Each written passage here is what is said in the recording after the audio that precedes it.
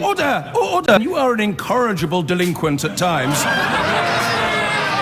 Behave yourself, man!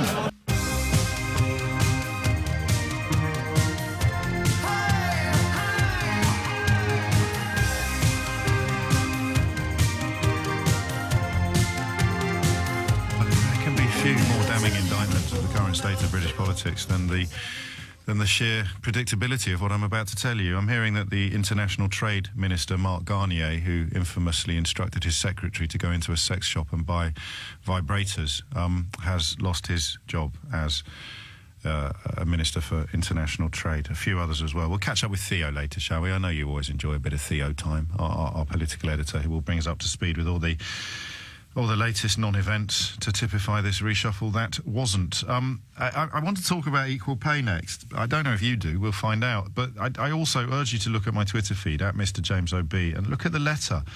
Every time you think that things can't be as surreal as they appear to be, along comes David Davis with his great big crayon, writing incontrovertible evidence that things are even more surreal. David Davis is now writing to the Prime Minister to alert her that the European Union are preparing for a no-deal scenario with regard to Brexit. You will, I presume you will remember yesterday that Downing Street were briefing that there would be a Minister for No-Deal Brexit appointed. They have already said publicly that they could set aside £3 billion to prepare for a no-deal. Jim Pickard, the political editor of the Financial Times, has got his hands on this letter from David Davis to the Prime Minister that is essentially complaining that the EU is preparing for a no-deal scenario. Listen, even if you're still a fully paid-up member of the Brexit bandwagon, you have to take this on board, because this is our national security and our economic future that's at stake. The man who has essentially argued that we have to have the possibility of a no-deal dangling in front of us, otherwise they won't take us seriously at negotiations. You've heard it from the politicians, not just from people who ring me. You wouldn't be able, you've got to tell them that there's a no-deal possibility, otherwise they're not going to take you seriously. And while I am confident that this scenario need never arise, while I am sure a positive agreement can be reached, I am equally clear that no deal for Britain is better than a bad deal for Britain. To walk away from the European Union with no deal. No deal is better than a bad deal. But we cannot have a circumstance where the other side says they're going to punish you. So if that happens, then there's a walk away, and we have to plan for that. That no deal is better than a bad deal. But what I have said is no deal is better than a bad deal. I coined the phrase in the referendum, no deal is better than a bad deal. No deal is better than a bad deal. No deal is better than a bad deal. As I say, no deal would be better than a bad deal. I think you can take it, Jeremy. No deal would be better than a bad deal. He is now complaining that the European Union are preparing for a scenario in which no deal is signed. It also contains lines like this, which, frankly, unless you've been listening to this programme fairly religiously, this will beg a belief. I am writing to draw your and fellow members of the European Union Exit and Trade Committee's attention to a growing number of instances where the UK is treated differently by EU institutions. What the hell did you expect to happen when you voted to leave the European Union, David? The UK is being treated differently by EU institutions before we leave the EU, and in a way which is frequently damaging for UK interest. What? Leaving the European Union means we get treated differently from people in the European Union, and that is frequently damaging for UK interests. Oh my giddy aunt, colour me shocked. Who could possibly have seen that coming? Secretary of State for leaving the European Union. He goes on, the EU has adopted a number of measures that put agreements or contracts at risk of being terminated in the event of a no-deal scenario. What? No! You serious? You told the European Union that we're prepared to walk away with no deal at all, and they have put measures and agreements or contracts in place that accommodate the possibility of a no-deal scenario? Well, those dirty, rotten Johnny foreigners. Honestly, telling them that we were prepared to walk away with no deal, and then they have the gall, the audacity to actually prepare for that possibility? I'm with David Davis on this one. Who the hell do these people think they are? Unelected bureaucrats. I've had enough, seriously. Sooner we get our hands on our navy blue passports and watch our country decline at an exponential rate, the better. This would require UK companies to relocate to another member state. That's Project Fear, David. When people said that companies might have to relocate to an EU member state in order to retain the benefits of being a member of the European Union, that was Project Fear. Come on, somebody give him a call, will you? Give David Davis a call. Tell him it's all Project Fear. This stuff that's happening, and he's writing to the Prime Minister about. In addition, some EU agencies have published guidance to businesses outlining that the UK will become a third country when we stop being a member state in March 2019. This isn't funny. This isn't funny. David Davis apparently didn't realise that this was inevitable. You leave the European Union, you become a third country. There is no middle ground. There is no grey area. You leave the single market, you can wave goodbye to any arrangement currently enjoyed by the likes of Switzerland and Norway as well. This is a point that Jeremy Corbyn has completely missed when he says you can't be in the single market without being in the European Union. Just casually dismissing the existence of Switzerland and Norway. I don't know who's actually worse. I just think we should reserve our most furious scepticism for the people who are actually in charge rather than the people who still apparently want to be. These say that compliance activity, such as the final quality control by a qualified person of each batch of medicine before it is released onto the market, would need to be based in the EU or EEA after exit. Well, I never. If only somebody had said all of this previously, and then it wouldn't have come as such an almighty shock to the Secretary of State for leaving the European Union. I think we're moving into a period of British political history that is almost beyond rational analysis.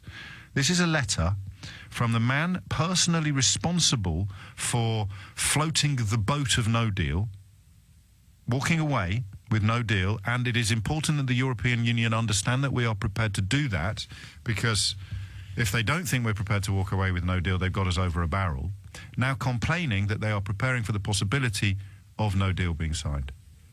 But remember, we've taken back control. We've taken back control by giving every single scintilla of say on the future of our trading relationship with the largest single market in the world, 30% now, post the Japanese trade deal, of the entire planet's GDP, contained within one market, which we're walking away from. Or rather, they're preparing for the possibility that we're going to walk away from it because we've told them that we might.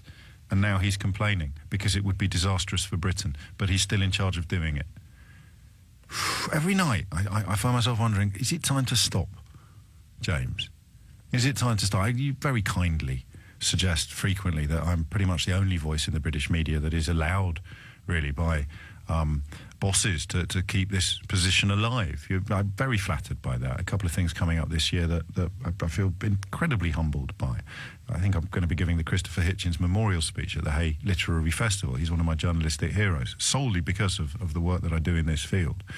Because everything I tell you is true. It's provably true. And yet, 80, 90% of the British media is still shouting the opposite in your other ear. Here you have the Secretary of State for leaving the European Union, who has been personally responsible for igniting the very notion of us walking away with no deal, throwing his dummy, spitting his dummy out, throwing all of his toys out of the pram because the European Union appears to be accommodating the possibility of us doing the thing that he's told them we're prepared to do. And still some people think the Emperor is wearing magnificent robes, trimmed with the most beautiful ermine and topped off with a brooch of purest green. And there's just me at the back of the crowd, pointing at his peachy pink buttocks and insisting that he really has no clothes. Eventually everyone will have to agree, and by the time they do, no one will admit to having voted for the Emperor. Everyone will pretend that they didn't. It'll be the opposite of Woodstock. You know how 10 years after Woodstock, that magnificent music festival in America, 10 years after that, if everybody who claimed that they'd been there had been there, Woodstock would have sunk under the weight of human feet. Brexit's going to be the opposite. Give it a couple of years, no one will admit that they voted for it. Unless you're in my line of work, in which case, of course, you've publicly stated your support. That's not what we're talking about, although the phones have already started ringing. We'll save that for another day, because there's no point having a debate about this. I have described facts to you. You can either ring in and share my shock at these facts, or you can ring in and pretend that they're not facts, and that's just boring for everybody. I mean, even I am beginning to feel sorry for the people who ring in to defend Brexit and end up going all over the internet and being laughed at even by their family and friends. 12 minutes after 11 is the time. It would appear that there is no need for a retrospective revision of my analysis of that letter David Davis has sent to the Prime Minister complaining that the European Union believed him. Oh, God. That's it. He's just complaining that the European Union believed him when he said that we should prepare for a no deal. This government has briefed the Daily Telegraph that they were going to appoint a minister for no deal, announced billions of pounds worth of money to be spent on preparing for no deal, and allowed the more gullible half of the British electorate to believe that if we don't tell the European Union that we're prepared to walk away with no deal, then they won't do a negotiation with us that turns out to be favourable. And the European Union have responded by saying, oh, all right, then we believe you, we'll take you seriously, you are prepared. Look, if you're prepared to leave, then clearly cutting off your nose to spite your face is going to become the new national pastime. It's probably going to replace Morris dancing, because we won't be able to afford bells anymore soon. So cutting off your nose to spite your face is becoming the new British national hobby. Therefore, we believe you when you say that you are prepared to walk away with no deal, even though everyone with a brain knows that would be absolutely suicidal. You've already done the first stage of national suicide, so why on earth wouldn't we believe you when you tell us that you're going to do the second? And then David Davis complains to the Prime Minister that the European Union are preparing for the no deal that he posited as a possibility. You think you're going mad when you analyse this stuff, and then you hear from Margaritis Schinas, who is the chief spokesperson for the European Commission. Here in the European Commission, we are somehow surprised that the United Kingdom is surprised that we are preparing for a scenario announced by the UK government itself. After all, it was Prime Minister May herself who said in her Lancaster House speech in January 2017, and repeated in her Florence speech in September, that, and I quote, "No deal for Britain is better than a bad deal for Britain. It is right that the government should prepare for every eventuality," unquote.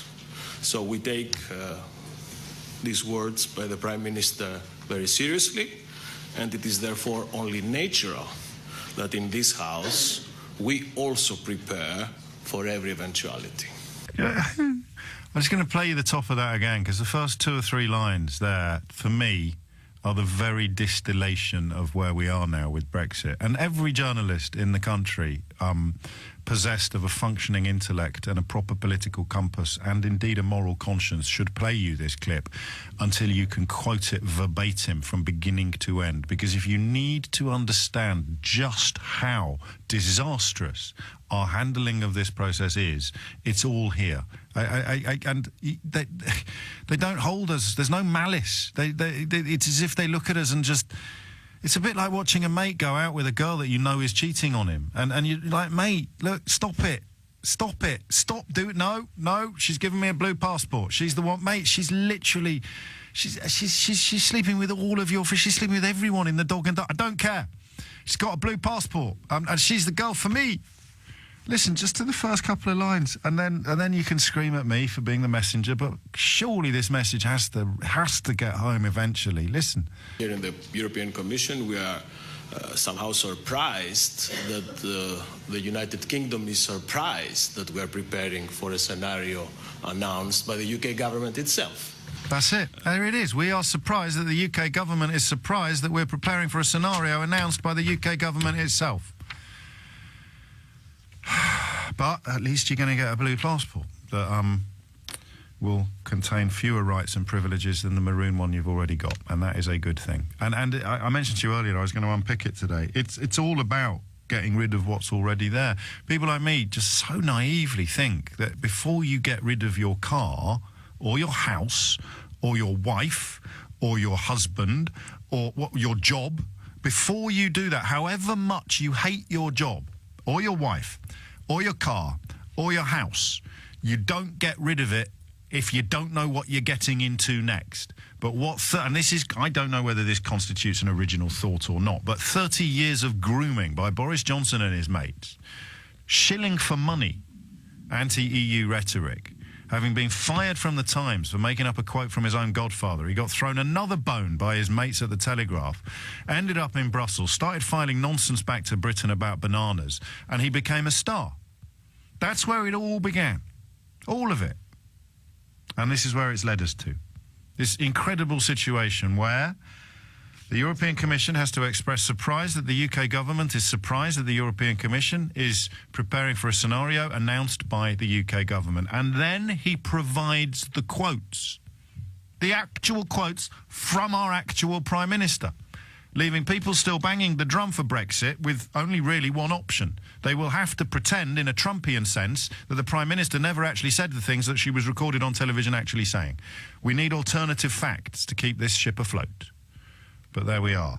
And the way to unpick it is just to get inside the mind of someone who hates their car so much because although it's a flawed but perfectly adequate car and the only car you've got and the best car you can afford, Boris Johnson has persuaded you that if you drive it to the scrapyard and stick it in the crusher today, then when you get home there'll be a BMW waiting for you in your drive. That is where we are now. That you need to get inside, if you, like me, struggle with the sheer scale of the absurdity and the incompetence that's engulfing our nation at the moment, you need to get inside the mind of somebody who doesn't care what they're replacing it with. They hate what they're getting rid of so much, although when you ask them why they hate it, every single one of their reasons for hating it turns out to be bogus, false or exaggerated.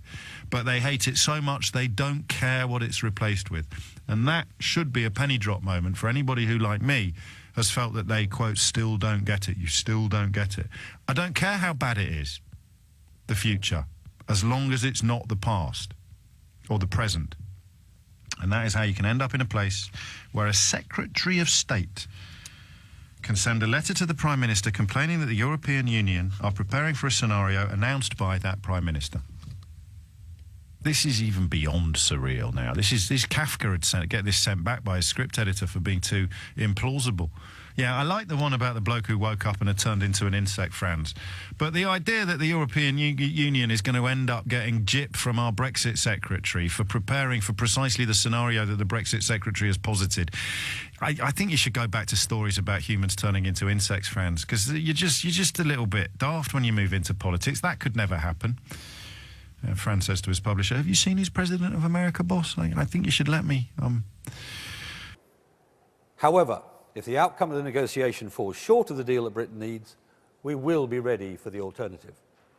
That's what a responsible government does. Anything else will be a dereliction of duty. Can you tell the committee whether the government has undertaken an economic assessment of the implications for the British economy and for British businesses of there being no deal? Well, it made an estimate during the Leave campaign, or the sort of Leave, the referendum campaign, but I think one of the issues that's arisen is that those forecasts don't appear to have exactly been very robust since then. Right, my question Not since then. Not the answer is, if you mean under my time, no.